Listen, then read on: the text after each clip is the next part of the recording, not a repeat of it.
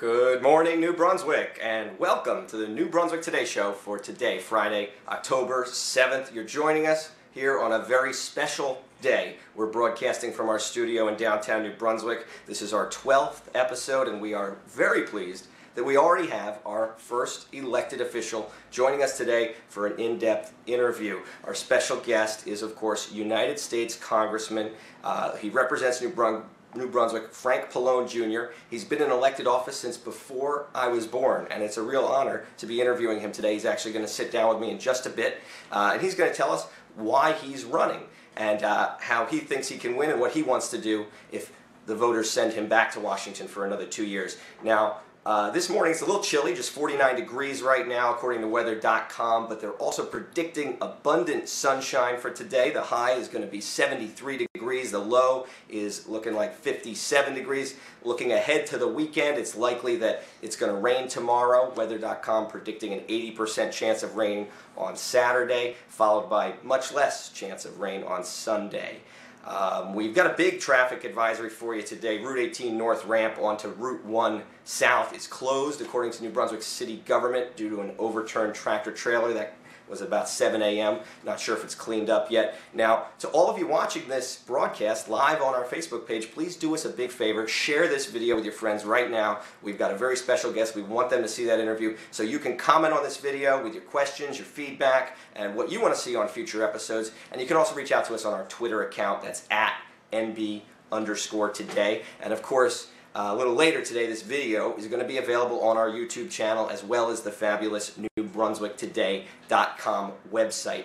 Our top story today actually comes out of last night's Middlesex County freeholder meeting. Perhaps the biggest question of the year in county government appears to be answered. The powerful Middlesex County Improvement Authority appears they've decided on who's going to take over their top position of executive director. And at the end of the meeting last night, H. James Polos, freeholder for Middlesex County for the past 18 years, resigned, saying he's going to take that top job. He's been a fixture in local politics ever since his time as Highland Park's mayor, and he said he's leaving to take that job. We asked what the offer was, what the salary was, but he declined to tell us. He's going to be appointed predictably at that October 13th meeting coming up. He will be the second person to ever hold the position of executive director. Richard Pucci, the longtime Monroe mayor, was the agency's first and only employee when the MCIA was created in the early 90s. He left sort of abruptly at the end of 2015, and since then a consulting firm run by the county's former parks director, Ralph Albanier, has been running the agency on a temporary basis. We wish freeholder Polos good luck with his new job. In other news, this afternoon the Rutgers Board of Governors will be meeting for the first time since the July 20th meeting, where a Rutgers employee physically attacked a student activist who was leafing through a notebook that had been left on the table when the board went into closed session. Now, today's meeting won't be in New Brunswick, though. It's going to be on the Camden campus. Starts around 1 p.m. and we'll keep you posted on what happens there at New Brunswick Today. Now, the great thing about this show is you can leave it on in the background, open up a new window, and check out some of the great articles we have on the fabulous NewBrunswickToday.com website. So today you can read our business reporter Dave Schatz's excellent article about Comcast and their plans to get into the cell phone service business here in New Jersey in 2017. You can also read Andrew Cangiano's piece on a proposal for rain gardens at the New Brunswick Free Public Library. I wrote a story about a New Brunswick man who recently pleaded guilty and was sentenced for human trafficking for running a brothel out of a motel in Bucks County, Pennsylvania. And there's another fascinating crime story at the top of NewBrunswickToday.com right now. This is, in my hands, a 16-page 13-count indictment against so many people and companies that it would probably take us the whole show to list them all. What this means, though, is that a grand jury agreed with prosecutors that there was racketeering, conspiracy, and all sorts of other crimes going on in Middlesex County. But two really interesting things about this story. One, the leader of the alleged crime network is just 26 years old. He's a resident of South Amboy named Carlos Alcantara. The other really interesting thing, the criminal scheme didn't just extend into 6 different Middlesex County municipalities, but the alleged conspiracy, which ended up raking in $2 million, also involved New York State, Florida, Massachusetts, and the nations of China and Lebanon. Now, one additional thing you'll definitely want to check out right now on the NewBrunswickToday.com website, you can also read about our guest today, U.S. Congressman Frank Pallone Jr. Jennifer Goldberg has the story on Pallone's recent event at Robert Wood Johnson Hospital right here in the Hub City. Pallone was there just a couple weeks ago to call for legislation to address the epidemic of gun violence in America. And Pallone has been in Congress since 1988. That was when he won his first election. He joined the Congress in 1989. It makes him the second longest serving member of Congress in all of New Jersey. Only Chris Smith, who was first elected in 1980, nearly 5 years before I was born, has served longer in New Jersey's delegation. Now, Pallone's name has been frequently tossed around as a potential candidate for governor of New Jersey or perhaps U.S. senator. He's been a fixture in Middlesex County politics, and he's represented New Brunswick since 1991, when redistricting put the Long Branch native in the same district as the Hub City. So it's an honor to be interviewing him today.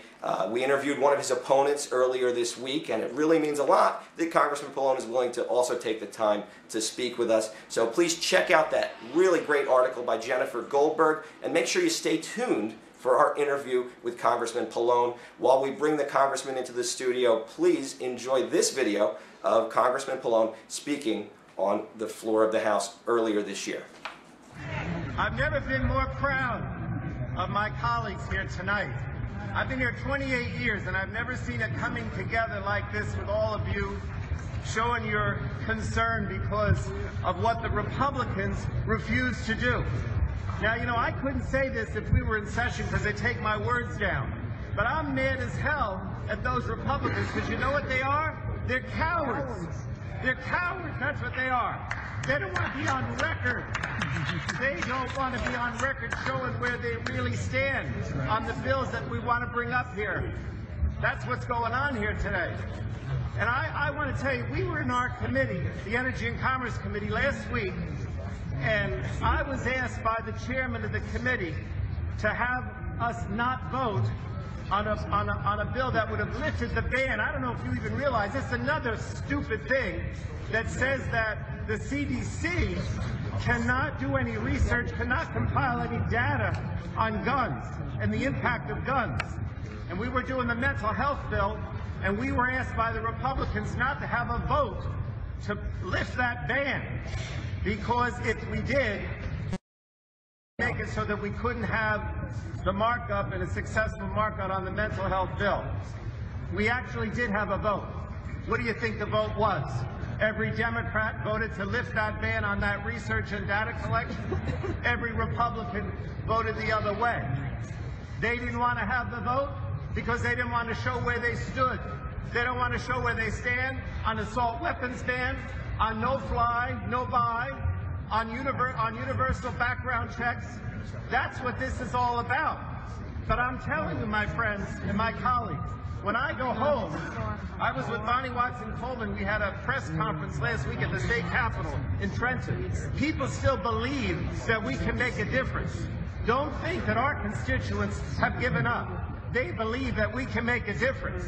And so if we stay here today, tonight, tomorrow, whenever it is, and we demand a vote, those cowards, they'll allow the vote, and they'll have to stand up and show where they really are. I don't know, I've been walking in the back of the room. We've said there aren't any Republicans on the floor. There are Republicans on the floor.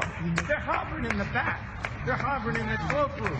Come on out. Come on out here. Come on out. But I don't want you to give up, because I'm telling you, if you stay here, we're going to succeed. We'll have that vote, and we'll show where we stand. I don't care. Let them come out and vote the bill down, but at least let us have a vote. We need to have a vote. Nice, friend. And welcome back to the New Brunswick Today show. I'm now joined by that man, Congressman Frank Pallone. Thanks so much for joining us. Thank you.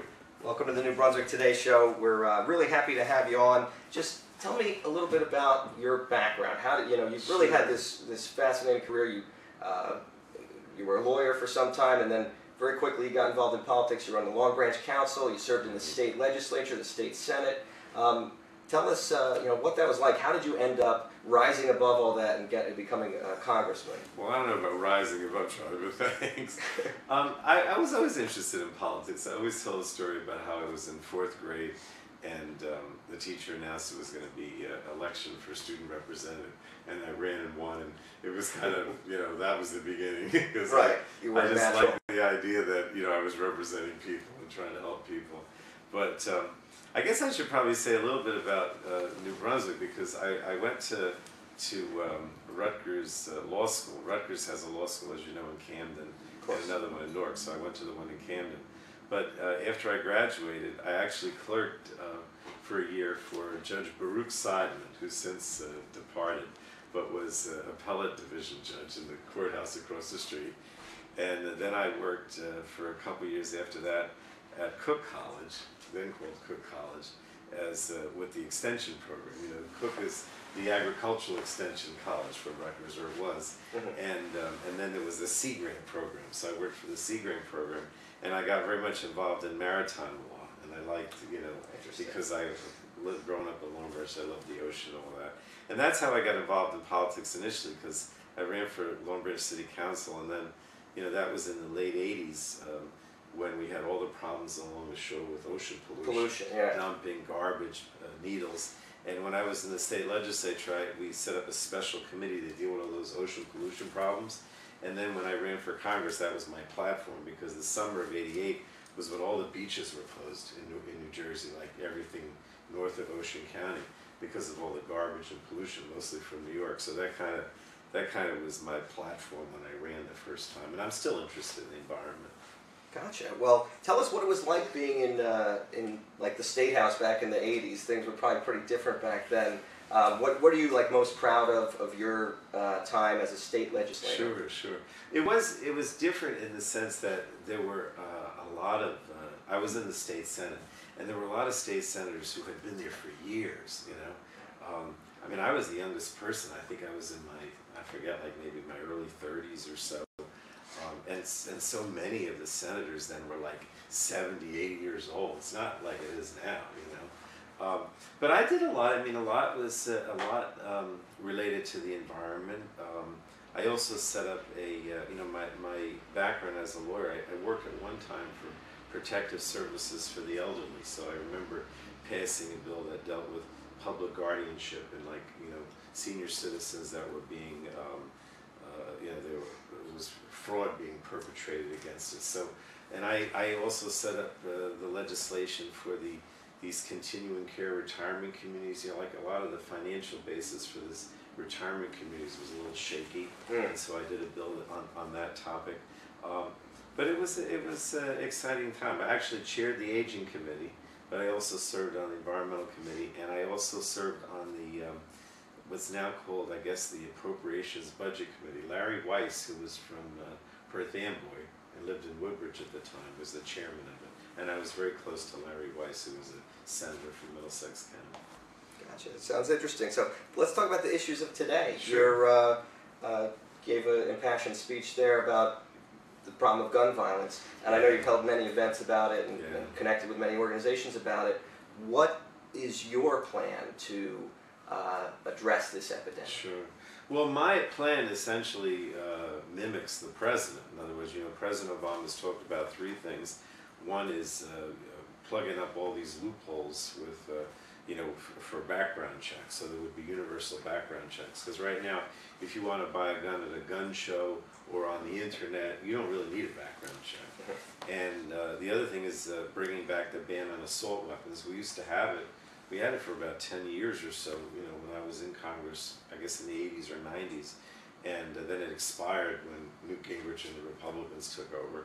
And then limiting the amount of rounds, magazines, the number of rounds of bullets, if you will, to 10. But there are other things that could be done, but those are the three things that President Obama talks about. And I think they're necessary, but the reason we had the sit-in is because we can't get the House Republicans to vote on it. They won't even allow a vote. Couldn't even get them to post the bill. They wouldn't even vote on the no-fly list. There's the proposal that would say if you're on the no-fly list, you can't buy a gun. They wouldn't even allow a vote on that, and they still won't. This is, you know, this is ongoing. Well, you do these reporter roundtables, and you actually, you know, invite lots of reporters to come talk to you in kind of an informal setting. And I asked you about the opiate addiction problem, and I noticed that you've actually made some headway on that. Right. Tell us about what bill you got passed and what Sure. what you think needs to be done about that. Well, the opiate or heroin epidemic is completely, you know, outrageous at this point. And most of it stems from prescription drugs. In other words, people will start on prescription drugs as painkillers, if you will. Right. And then they'll graduate, if you will, to heroin, which is so cheap. I mean, it's never been cheaper. And so the bill that we put together, the president actually signed it in July, tries to address this a number of ways. I mean, first of all, it provides, the idea is to provide the reversal drug. You know, so like if somebody has an overdose, Narcan. right? If they have an overdose, you know, that's made available to the police or the EMS people, so they can give it to the person so they don't die. That's number one. And then there are grant programs for treatment, you know, after that, because a lot of times a person has to go to, you know, like an overnight facility for several months. And I've been to some of them. There's one in Marlborough, New Jersey, called New Hope, which is probably one of the best known in the state. But there are a lot of different things. I mean, there's a partial, this package, if you will, that the president signed includes a partial fill provision. So like if you go to the drugstore and you get a prescription drug, the druggist can say, look, well, why don't you just take half of this or a third of it and come back later? Because a lot of times this stuff will sit on the shelf, and then your kids or your friends will, you know, take the pills, and that's how they start out and eventually get addicted. There's a provision that allows grants to go to states so that they can monitor that somebody's, like, you know, going from, say, you know, from Camden to Philadelphia, or from Newark to New York City, and then they shop around and build up their stash, if you will, of prescription drugs, because there's no monitoring across state lines. There are a lot of things like that. Sure. And so as far as like pain relief goes, a lot of folks think that, you know, marijuana is a much less harmful drug and actually has medicinal benefits. Yeah. What do you think should be done about that? It's still illegal, it's still Schedule I drug. You've been in Congress for 28 years now. Do you think that should be a priority, changing that?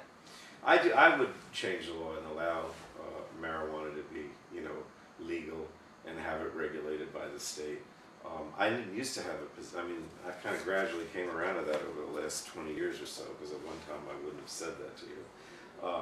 But I think you're right. I mean, we realize now that it actually has medicinal purposes, that it's not as harmful as we once thought. And certainly compared to the other things we're talking about here, it really doesn't, there's not much to it, you know. Gotcha. Now, I got to ask about our governor here in New Jersey. You've had a lot of strong opinions about things he's done. Tell me, what do you think is like the worst thing Christie's done, and what do you think is the best thing Christie's done? Well, I think the worst thing about Governor Christie is he spent, you know, 7 years running for president and not being in the state. And it continues. I mean, even after he decided not to run and he was going to support Trump, most of his time is spent working on the Trump campaign. And it's, you know, the governor is such an important position, and the position is so powerful in New Jersey. And I really blame him for a lot of the problems that we've had, particularly that the economy hasn't improved as much as it has in other states, even nearby states like New York. You know? Yeah. So one of the things Christie's. Oh, you asked about it, the best. Oh yeah. What's the best? Well, when he was very much involved with me in trying to get the money for Sandy. And if you remember, after the superstorm, we had all these Midwest and Far West congressmen that did not want to vote for the funding. And I worked with him very effectively in getting that $60 billion package passed. And he really was, I saw him at his best doing that. Okay, and so I wanted to ask about that. The Sandy money, $60 billion that came to here, a lot of it to your area, that you represent, a big coastal area. But some folks were not happy with how that money was handed out, how long it took them to get the money, and the fact that a lot of connected developers got that money First, like just a couple blocks away from here, we're talking about $5 million to go to a luxury building that was already going to be moving forward. Yeah. Do you think that was wrong? Do you think, whose fault is that? Who should take responsibility for the way that the Sandy money was actually spent once you secured it? Well, I mean, we could blame a lot of people, but I really do think it's in typical Christie fashion. You know, he worked with me to try to get the package, but as soon as the package was approved, he was off doing something else. All right. So the state really mishandled the distribution of the money, the programs. But I mean, there were, HUD was a factor in it too. Sure. I mean, I learned a lot after Sandy about things that we can do to improve the program, but a lot of the bureaucracy was just really tough for the average person. The best thing about the aftermath of Sandy and the handling of the money, in my opinion, was the infrastructure. In other words, a lot of projects like beach replenishment, rebuilding the boardwalks, infrastructure projects, I think were handled very well. But in terms of money that was coming back to individual homeowners or businesses, terrible. And that could, a lot of that was the fault of the state and not really paying attention. But also FEMA and HUD, there was just too much bureaucracy. And a lot of problems too, Charlie, stem from the fact that people were told certain things in the week or so after the storm, which turned out not to be true. Like, you would go to a meeting with the FEMA people and they would say, well, apply for this and, just apply for everything, right? And then later people found out if they applied for certain programs, they weren't eligible for other ones.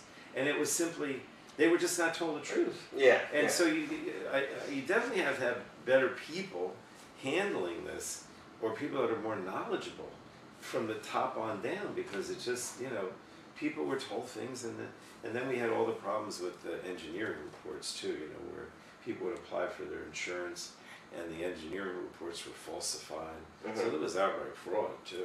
Yeah, and like some of the contractors for debris cleanup and stuff like that, a lot of waste. Right. Tell me, Black Lives Matter movement's been changing the discussion about police and relationship with the community. Right. Where do you fall on their issues? Do you support, for instance, having outside prosecutors investigate police shootings and killings instead of the prosecutor that works with the same agency all the time? Well, I think it's going to depend on the circumstance.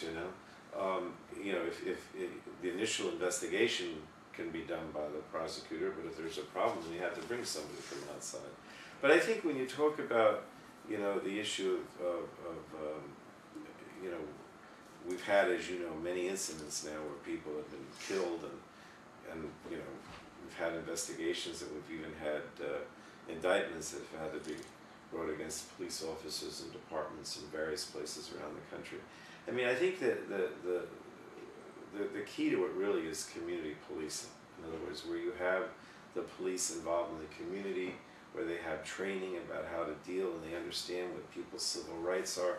There just needs to be a lot more of that, But I also advocate, having these cameras. I think we have to have cameras so there's a tape of the incident. But I mean, if I could use an example, like in New Brunswick, I think, if not recently, maybe 5 years ago, we were actually able to get a grant under the COPS grant program for police officers in New Brunswick. But a lot of the towns in my district over the years have been able to get that. We have this COPS grant program where the federal government will give money to police departments, but it's always has the strings attached that it has to be community policing, so that they walk the beat and they're not just in cars. And I think that's important, that the police, walk the beat, that they be involved in recreational programs with kids, that they're out in the community. And the COPS grant program needs more funding, because a lot of help could come from the federal government. And regarding those body camera videos, do you think that those should be available to the public? I mean, I think at some point, sure. I mean, I think what happens a lot of times is an initial investigation, and then it's made available to the public.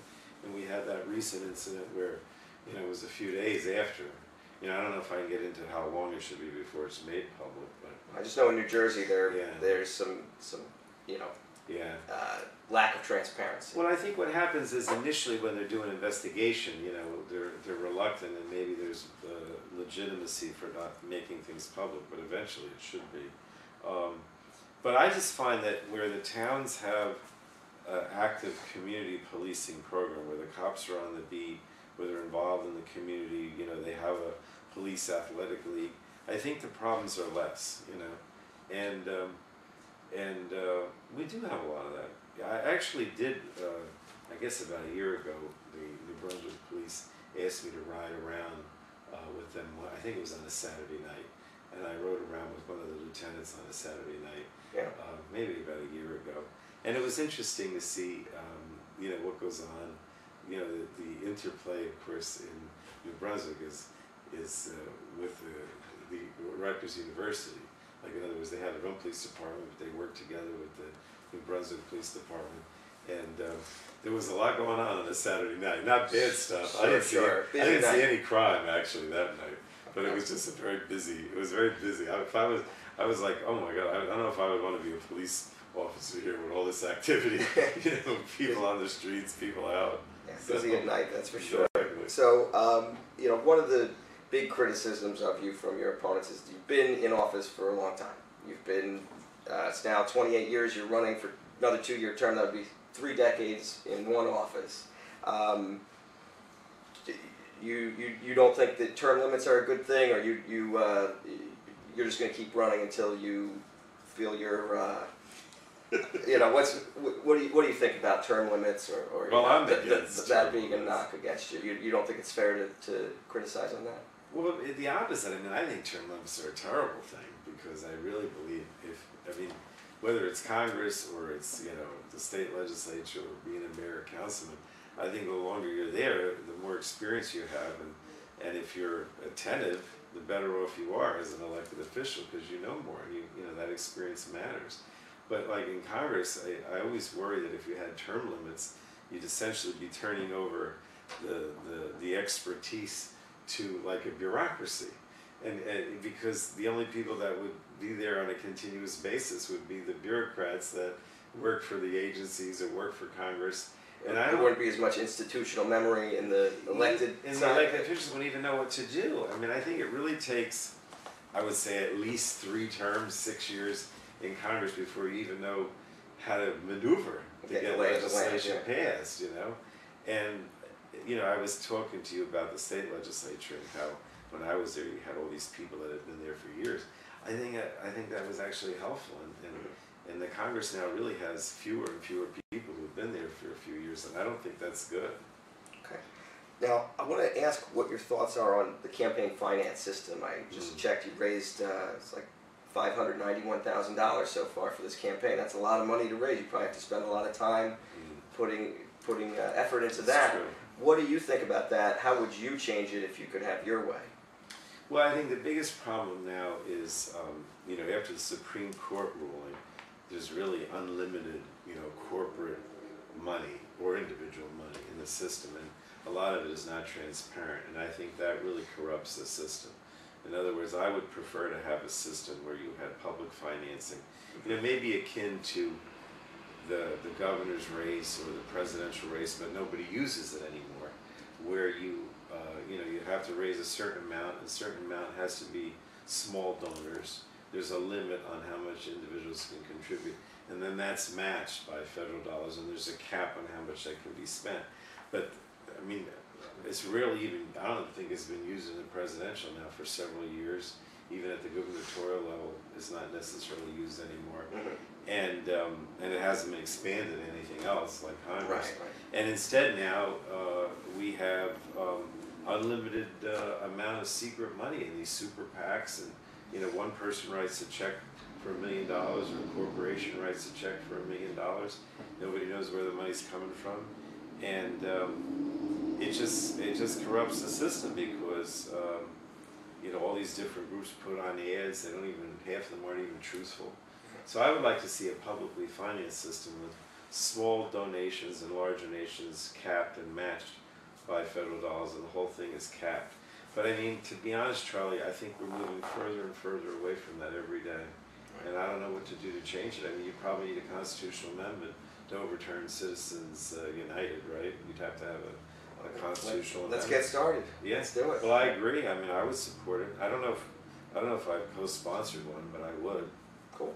Well, I want to ask. Obviously, this district, you got a lot of pharmaceutical companies. J&J, of course, the big one. But Yeah. but you got a lot of big corporations that make a lot of money selling drugs, and sometimes they Sure. those drugs hurt people. Sometimes those products they make hurt people. Sometimes there've been a lot of lawsuits against J&J.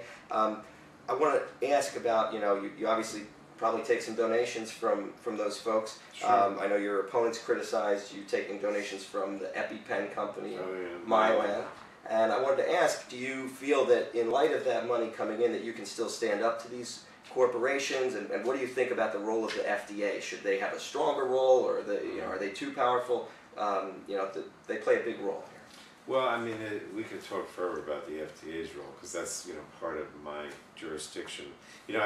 I'm actually the ranking member of the Energy and Commerce Committee, which is the committee that has jurisdiction over the FDA and all healthcare matters. Mm-hmm. And the ranking member is like the lead Democrat. So if we were in the majority, I'd be the chairman.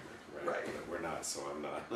But in any case, look, the drug industry is very important to New Jersey, and particularly in my district of Middlesex County. World headquarters of Johnson & Johnson, other drug companies, a lot of jobs. But I think they have to be responsible as an industry and not raise prices to the point where things are unaffordable. I mean, we have a capitalist system. So, like, if I wanted to say, okay, tomorrow we're going to pass a law that controls drug prices, you could never get that passed, because I'd be considered like some kind of communist if I suggested that. But I think that you can put in place some ways of controlling prices without actually setting prices. It's not ridiculous to talk about setting drug prices. I mean, a lot of countries do, but I just don't think that would ever happen in our country, okay? But, for example, we have negotiated prices with the VA, with the Veterans Program, and I've advocated negotiated prices for Medicare and Medicaid, which we don't have, okay? I've actually advocated reimportation of drugs, although I don't think that's as important, where you could, buy drugs outside the country. But I mean, all these things, the problem is lack of competition. In other words, if there's a lack of competition, and Mylan is a perfect example, Right. then the company can raise the prices, for whatever they want. So you either have to create competition, or if that's not possible, then you have to have some mechanism like negotiated prices. And we don't have any of that right now. I mean, I shouldn't say we don't have any of it, but many times what happens is there's only one drug available. So with the EpiPen, for example, we believe the reason why Mylan started to raise prices was because there was another company that had applied for a generic, type of EpiPen, and they were supposed to be approved last year, and now maybe they're going to be approved in another year. And so the evidence seems to be that Mylan, anticipating that this other company was going to come on and start being a competitor, decided we better make a fast buck quickly before the competition rolls in, okay? And, you just got to criticize them and jawbone them and say you can't do that. Or if you can't do anything about the competition, then you have to have some kind of negotiator or way of controlling prices. I've been very critical of Mylan, and yeah, it's true that of course that the drug companies contribute to my campaign, but if you ask them, most of them probably say they don't necessarily consider me a friend, because I'm always, They're not getting a return on investment. Maybe you could say that, but I mean they know that I'm always out there raising these issues about high prices, and the FDA approval process is something that we constantly review. So, for example, in the next Congress, the bills that the reauthorization of the drug approvals, medical device approvals, generic approvals, veterinary drug, all that's going to come up again in the next year. So that would be an opportunity to address some of these things. Gotcha. So Democrats have been in power in Middlesex County for as long as I've been around. The sheriff for 30 years, Joe Spicuzzo, who was also the chairman of the party, helped get you elected many, many times probably, was pled guilty convicted, went to jail for selling police jobs while he was the sheriff.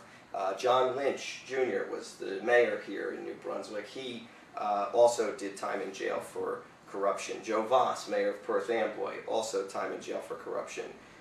New Brunswick seen a chief housing inspector arrested and had to resign after drug charges. A couple other housing officials jailed in a federal investigation, and another man committed suicide when he learned he was under investigation. Just this year, we had 4 New Brunswick Parking Authority employees arrested, 2 firefighters arrested, charged with fraud. In the past, we've seen cops jailed for actually running brothels in New Brunswick, and let's just say many cops who got away with things that were illegal. And we also had the Edward O'Rourke, ran the water treatment plant in New Brunswick. He's in jail now, pleaded guilty to charge of public corruption for falsifying records and covering up problems in the water.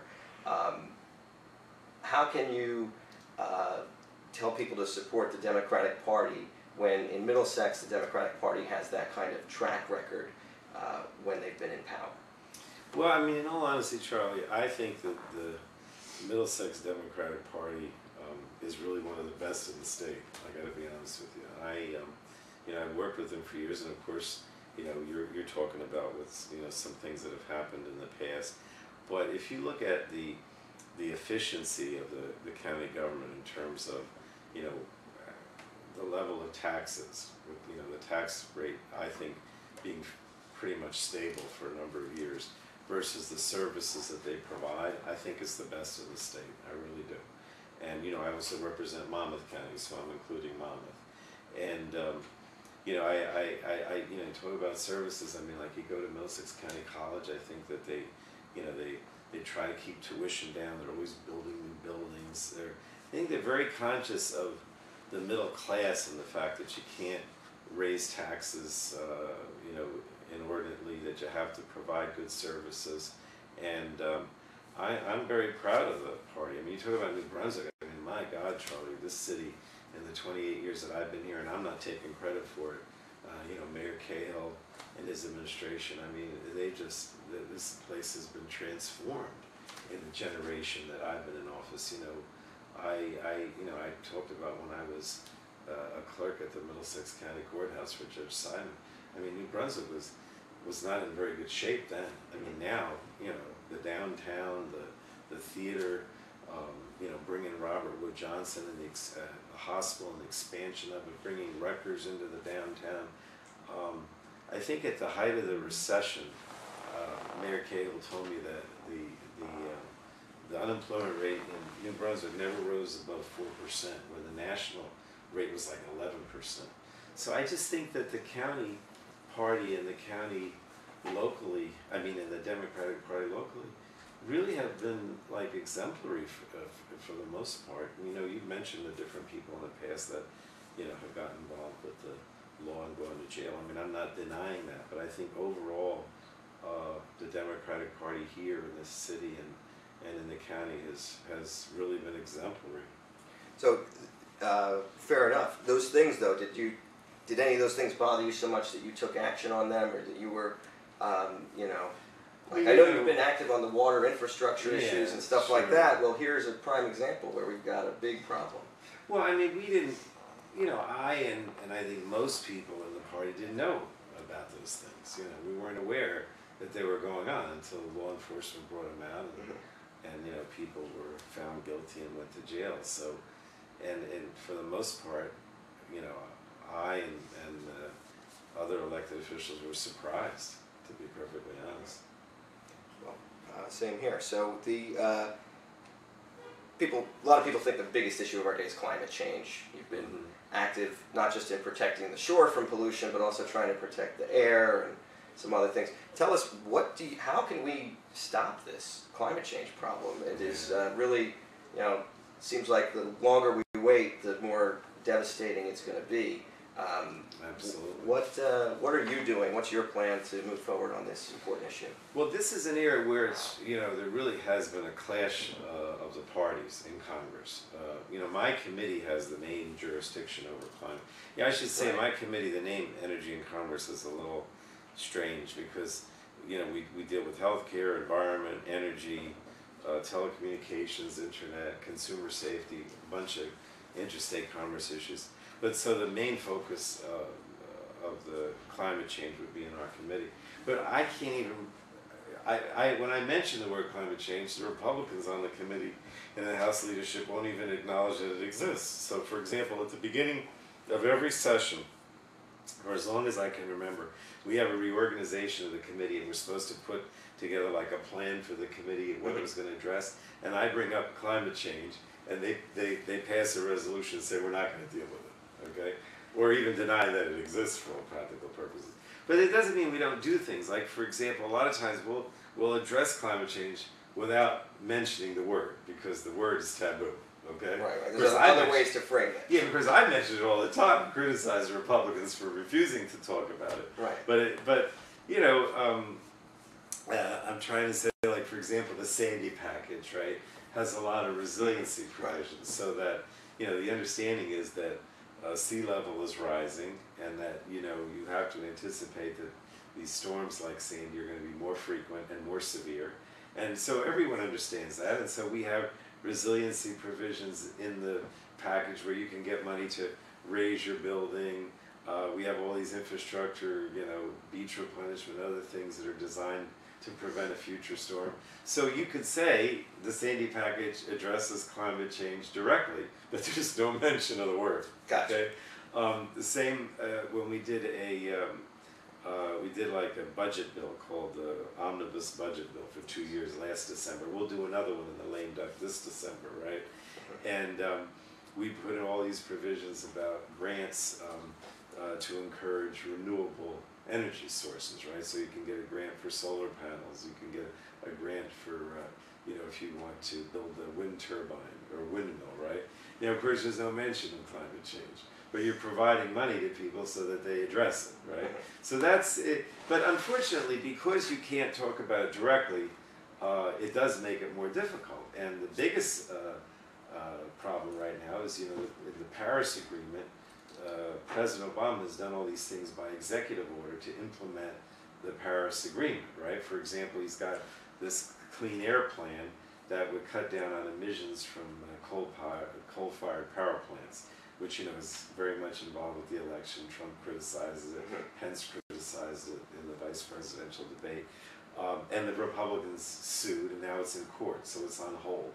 So, you know, the Republican majority does stand in the way of addressing climate change in a major way, because we've got to meet those goals of the Paris Agreement, and they're constantly thwarting efforts to do that. I want to just finish asking you a couple questions about New Jersey issues. This on the same day people decide who the congressman's going to be, they're going to also be asked to vote on a ballot question about putting a couple of casinos in northern New Jersey, but northern New Jersey could mean as far south as here in New Brunswick, or even, you know, other parts of your district. What's your position? Are you going to be voting yes or no? Are you encouraging others to do I something? haven't, you know, told people how they should vote or suggested how they should vote, but I will say that I have a lot of concerns about it, because I do think that that casinos in North Jersey will negatively impact Atlantic City, which is already hurting. I'm also concerned about Monmouth Park, which is in my district. In other words, the state needs to get more involved in Monmouth Park to increase the purses and make it more attractive.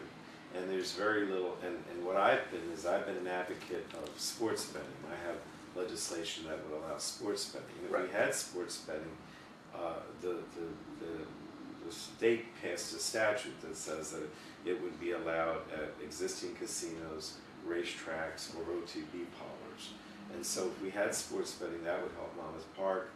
I think there's an OTB parlor also in Woodbridge, if I'm not mistaken. But, you know, if you just build 2 more casinos up north and you don't allow any of these other things to happen, it's going to be tough on Monmouth Park. It's going to be tough on Atlantic City. So I have, you know, I'm not telling people what to do. I kind of feel that, you know, you make your own decision, but I do have a lot of concerns about it, that it's going to negatively impact those other things. Okay. And the big race next year on the ballot is going to be governor. Right. And you just recently made an endorsement. You endorsed your friend Phil Murphy, Yes. who's the only declared Democrat in the race right now. Well, he'll be the nominee, and he'll be the governor too. Okay, and so he donated to your campaign too. He supports I've known you him for a long time. And tell me, why did you endorse him? Why do you think he would be a good person to take that office? I mean, he'll be great. I mean, I've known Phil Murphy for, I'm going to say 30 years, give or take. And he's a constituent. He lives in the Navis section of Middletown. Oh, okay. Interesting. He's a nice person. He's a very knowledgeable person. I've talked to him a lot about state issues. For example, he put out a position paper years ago on the pension and what to do about pensions in the state, which is obviously a big issue for the next governor. I also think he has the ability to bring people together. I mean, he's a staunch Democrat and a liberal Democrat, but he also, being a business person and talks to a lot of business people, I think he can revive the economy and the kind of person we need, frankly. Okay. Well, thank you so much for taking the time to join us today. We want to remind our audience that you've got to register to be able to vote on November 8th. You've got basically the deadline, I think, is October 21st, 3 weeks before. You've got to register 3 weeks before if you want to vote. We encourage everybody to get out there and vote, especially in CD6 where they'll have a chance to vote for you or your other opponent. Or is there anybody else on the ballot? I think there are two other candidates on the ballot, I believe, so we'll invite them to come on the show as well. I just want to take a moment to thank everyone who made this possible at the New Brunswick Today show. So that's Nick and Justin and Sean and Amy and Jason and Chris and Jenny and Carlos and everybody else on our team who've made this show a success, and want to thank all of our great guests who've been a part of the program. Congressman, you're always welcome to come by anytime. Thanks so much again for joining us, and tune in next week. We'll have some more great shows for you here on New Brunswick Today Show.